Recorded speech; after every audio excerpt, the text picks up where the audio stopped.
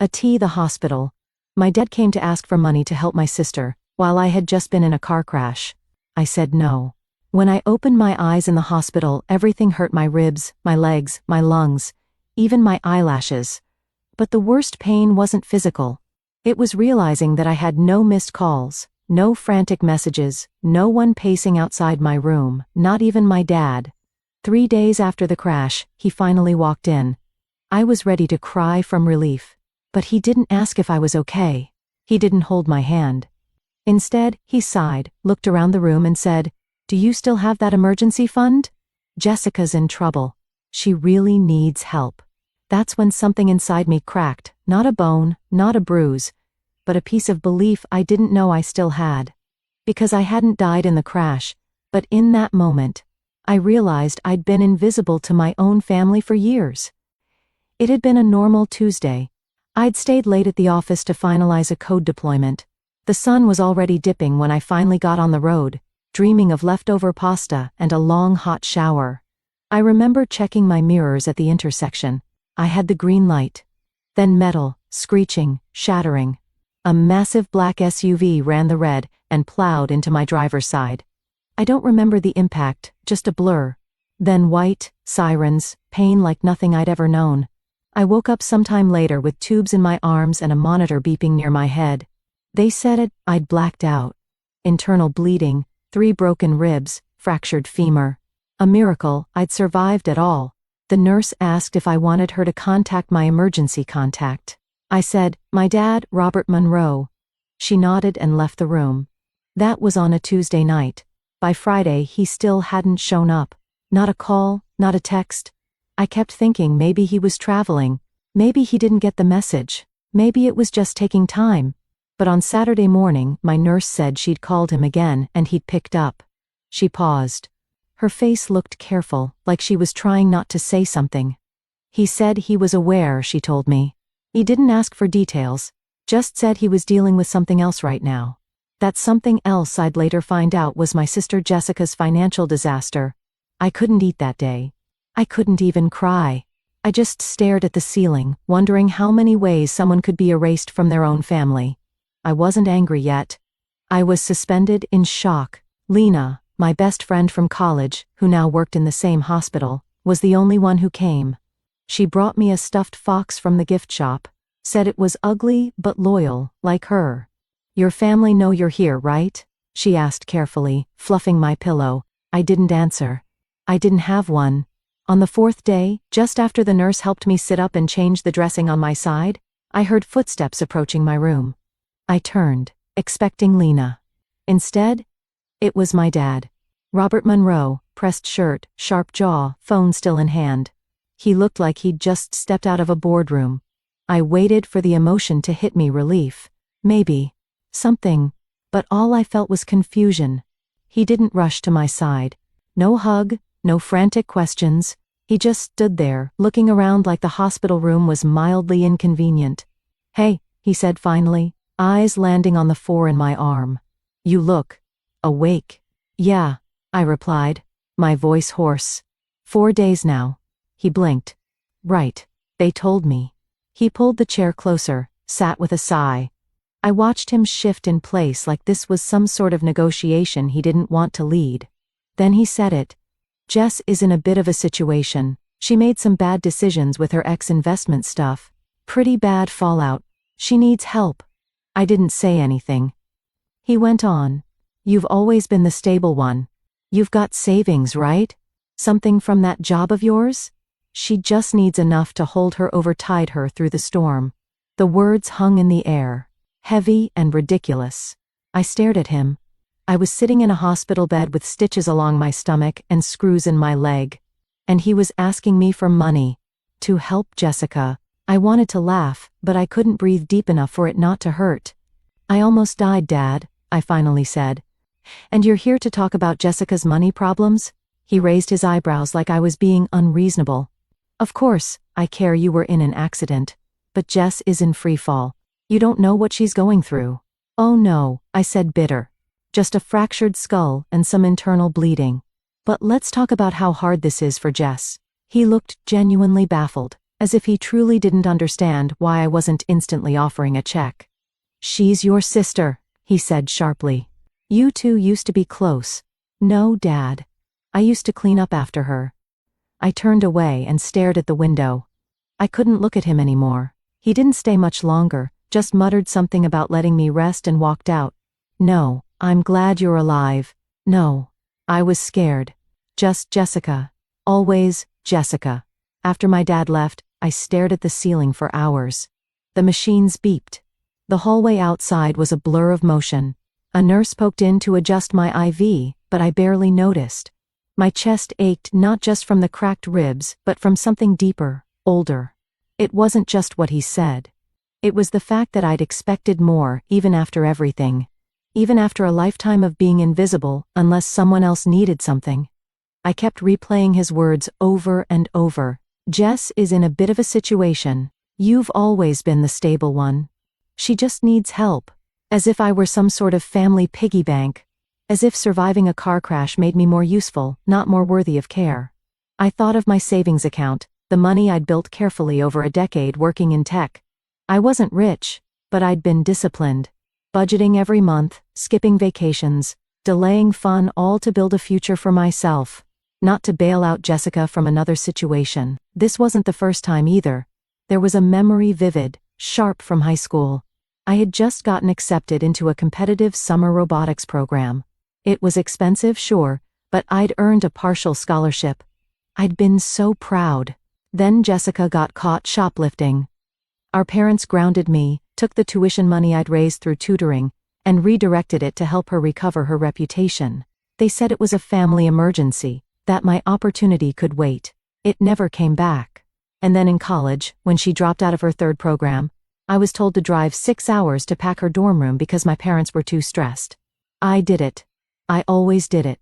Because back then, I thought being useful would earn me love. I thought if I showed up enough, they'd finally see me. But now, lying in a hospital bed with metal pins in my leg, I knew better. I wasn't their daughter. I was a resource, a contingency plan, a safety net they didn't bother maintaining. Lena came by again that evening. She brought soup and a charger. "You okay?" she asked. Her tone soft but pointed. I didn't answer right away. Then I said, "No. But I think I'm finally done pretending I am." She just nodded and sat beside me in silence. And for the first time in a long while, I let someone stay without needing to earn it. The next morning, my dad came back. This time, he didn't knock, just walked in like it was his office. He had coffee in his hand, not for me, and a folder tucked under his arm. His face was set like stone. I didn't even bother sitting up. My leg throbbed from the night, and my energy was running low. "I've been thinking," he began, not even asking how I was feeling. "Jess really needs a win right now. She's in a rough place, Haley, and this could follow her for years if we don't get ahead of it." I closed my eyes for a second. "We?" He ignored the question. "I talked to the lawyer handling her situation. He said if we can settle part of the debt quickly, it might avoid going public. Reputation matters, you know that. Especially for young women, if we act fast. I'm not giving her anything." The words came out flat. "Final." He froze. The shift in his posture was subtle, a small tightening of the jaw, a narrowing of the eyes. He hadn't expected resistance, not from me. "I'm not asking you to give it away," he said, voice rising. "It's a loan. You'll get it back." "No," I said again, more clearly this time. "You didn't come when I almost died, Dad. You didn't call. You didn't text. You showed up 4 days later asking for money." He scoffed. "Don't be dramatic. You're alive, aren't you?" That was it. The moment something in me snapped. "I could have not been," I said, louder now. "But that wouldn't have changed a thing, would it? You still would have been there for Jessica. You'd cry for her.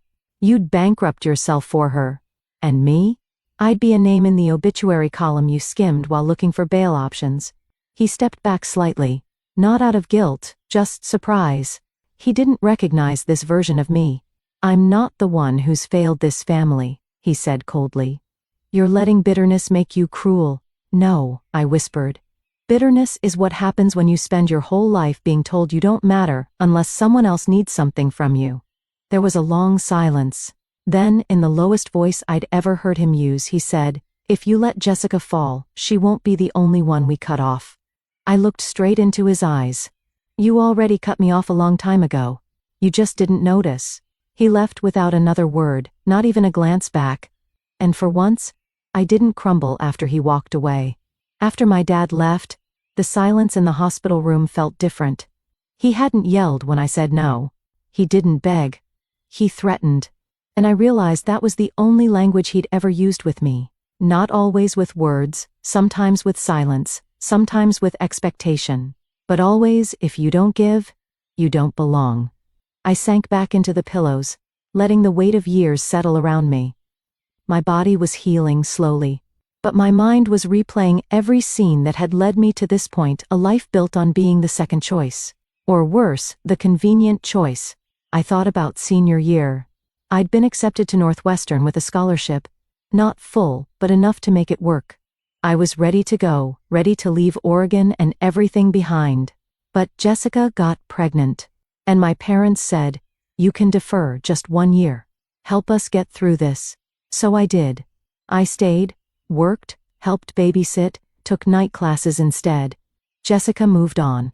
She broke up with the guy, moved to another city, and got an apartment funded by our parents. I never went to Northwestern. They said by then, I'd found a groove here anyway. They said it like it was a compliment, like giving up a dream made me mature. Then there was the Christmas. Jessica crashed my car because she was too drunk to drive her own. My parents made me lie to insurance and say I'd been the one behind the wheel because she already had a DUI. Haley. You don't want her life to be ruined, do you? They fixed the car.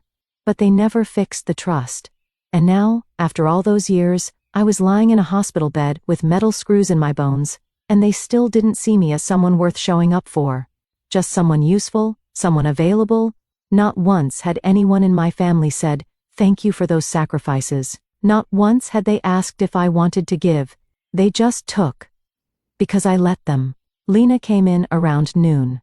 She brought better soup this time, creamy tomato from the cafe downstairs. She saw my face and didn't ask questions. Just handed me a spoon and sat quietly. That's what real care looks like, I thought. Someone who shows up without needing something. Halfway through the meal, I said, "I think I'm done, Lena." With the soup? With pretending this family loves me. She didn't flinch. Just reached over and squeezed my hand. "You don't owe anyone your pain," she said. For the first time in my life, I believed it. 3 days after I was discharged, I came home to find them waiting. My crutches clicked against the hallway floor as I limped up the last steps of my apartment building. I was exhausted, bone-deep tired. All I wanted was silence, my couch, and maybe some terrible Netflix. Instead, I saw my dad standing at my door. Jessica was beside him. She wore oversized sunglasses and clutched her designer purse like it was a lifeline. He held a folder. Again. I froze. They must have called the hospital and gotten my discharge time. No one had told me they'd be waiting. "Haley," my dad said, like nothing had happened. "We just need 5 minutes." I didn't move. I already said no. Jessica stepped forward, her voice trembling in that performative way she'd mastered since childhood. "I know I messed up." She said, "I'm not proud of it, but I'm your sister. Doesn't that mean anything to you?" I looked at her polished, perfect, panicked.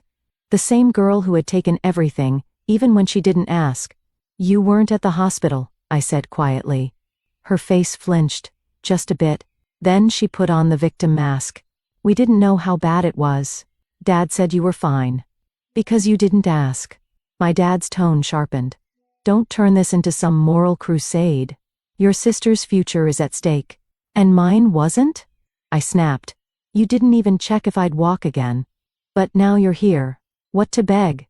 To bully?" "We're family," he said, jaw tight. "Family means stepping up when it counts." "Funny," I said. "It only counts when you need something." Jessica started crying, real or not. I couldn't tell anymore. My father didn't try to stop her. Instead, he took one final step forward. "You think money makes you better than us? You think having a job in a savings account gives you the right to abandon your sister?" "No," I said. "But it gives me the right to decide who I give my life to."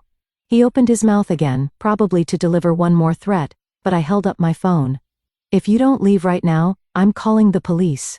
His face went blank. He stared at me like I'd just spoken a language he couldn't understand. Then he turned to Jessica and muttered, "Let's go." They left without another word. I stood there in silence for a while, hand still clenched around my phone, heart pounding. A part of me wanted to collapse. Another part stood a little taller. I hadn't just shut the door on them. I'd shut the door on a lifetime of guilt. It started with a Facebook post, not from me, from my cousin, Melissa. I hadn't spoken to her in nearly 7 years. We were close as kids, but drifted after college. That morning I woke up to a private message sitting quietly in my inbox. "Hey, I don't want to overstep, but I heard from your dad. He said you're refusing to help Jessica because you're still bitter about childhood stuff. I just wanted to check. Is everything okay?" I stared at the message for a long time. I didn't even know how to begin. Instead of explaining, I typed, "Can we talk?" We scheduled a call, and for the first time, I told someone outside of Lena what had happened. The accident, the hospital, the silence, the confrontation, and the fallout. Melissa didn't interrupt.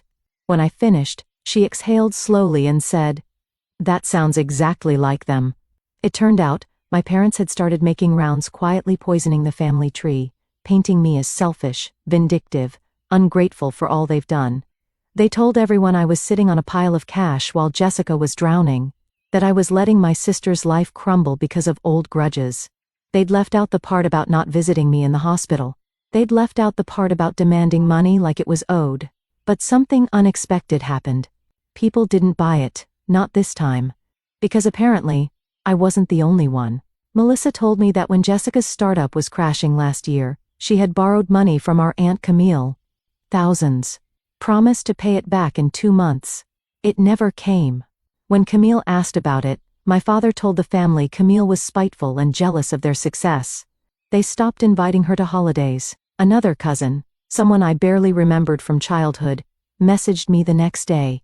"I always wondered why your parents acted like you weren't there. I saw it when we were kids. I'm sorry I didn't say anything." And then came the most unexpected one. A message from Uncle Daniel, my dad's younger brother. "Your dad hasn't changed. He always covered for Jessica. I cut ties years ago. But you didn't do anything wrong. You just stopped playing their game." My inbox slowly filled up. Stories, regrets, apologies. It was overwhelming, like a chorus of voices. I didn't know I needed finally speaking in unison. I showed Lena one message. She smiled and said, "Told you, truth echoes." My parents didn't reach out again, not directly. But I did hear from a mutual family friend that they were furious, embarrassed, that their social circle had started to shrink, people questioning them, asking what really happened. They couldn't control the story anymore. They couldn't spin me into a villain when the truth was multiplying. And Jessica, she sent me a single text. "I hope you're happy. You destroyed this family." I didn't reply. Because I hadn't destroyed anything. They had built our family on imbalance, on silence, on one child being the sun and the other a shadow. All I did was step into the light. That week, Melissa invited me to a small family barbecue. No parents, no Jessica, just cousins, aunts, uncles, who wanted peace. I almost said no.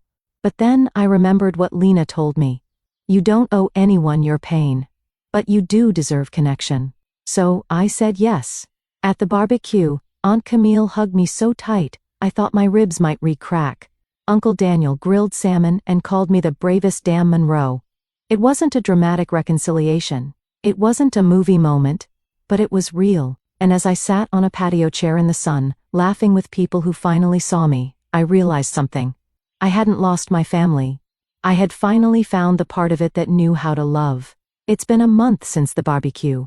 I haven't heard from my parents. Not a call, not a text. Jessica's number is blocked. The silence used to terrify me, that gnawing, endless quiet that made me wonder if I'd made a mistake. But now it feels like air. Fresh, unpressurized, mine. I changed the locks on my apartment. I updated my emergency contacts at the hospital. Lena is now at the top of the list. I even removed my family name from my voicemail. Just my first name now. You've reached Haley. Leave a message. Because for the first time, I'm not a Monroe shadow. I'm just Haley. I started therapy.